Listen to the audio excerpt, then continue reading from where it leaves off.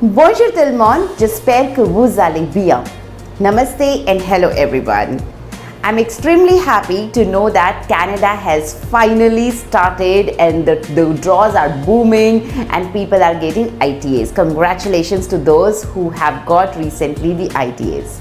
And all the best to the ones who are preparing for TEF Canada and soon would be in the pool and finally flying off to the Canada. Today I have come up with a very important video which means the difference between the tier system and C19.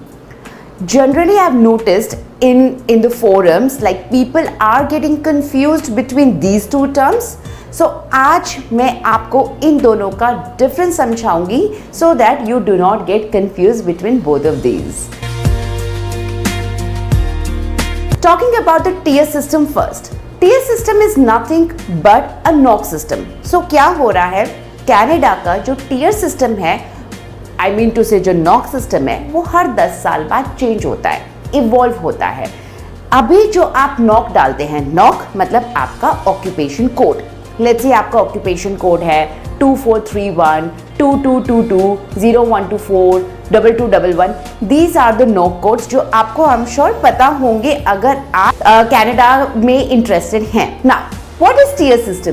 Tier system is nothing but training, education, experience and responsibility. This constitutes tier, TEER.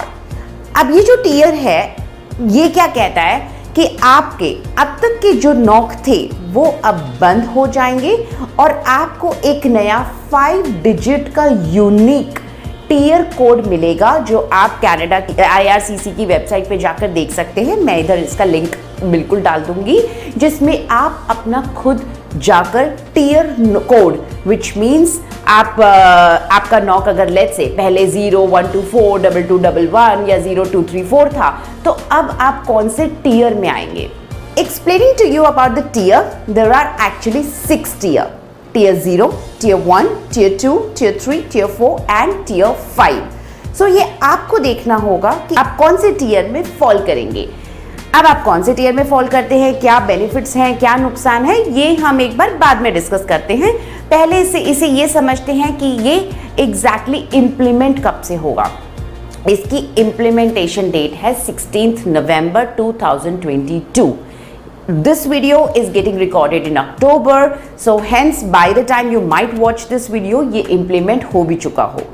So still you need to know about the other terminology जिसकी वजह से there is a lot of confusion amongst people and that is C19. अब C19 क्या है? C19 is totally different from the tier system. इसका कोई लेना देना नहीं है from tier. पहली बात C19 अभी तक इम्प्लीमेंट नहीं हुआ है. ये मोस्ट प्रोबेबली मार्च 2023 के बाद ही इम्प्लीमेंट होगा. अभी तक इसका कोई एग्जीक्यूशन नहीं हुआ. First thing is this. Second, वो क्या कहता है, what is C19? C19 is a bill. What it means is अगर आप आफ्टर सम टाइम आप अपने टियर के हिसाब से अपनी पूल में फाइल डाल देंगे.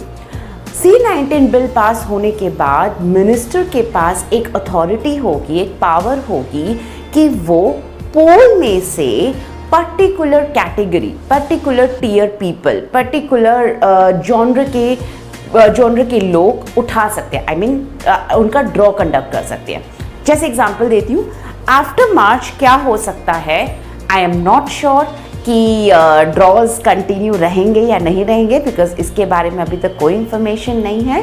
लेकिन hoping and let's be hopeful, let's be positive कि draws will continue as is.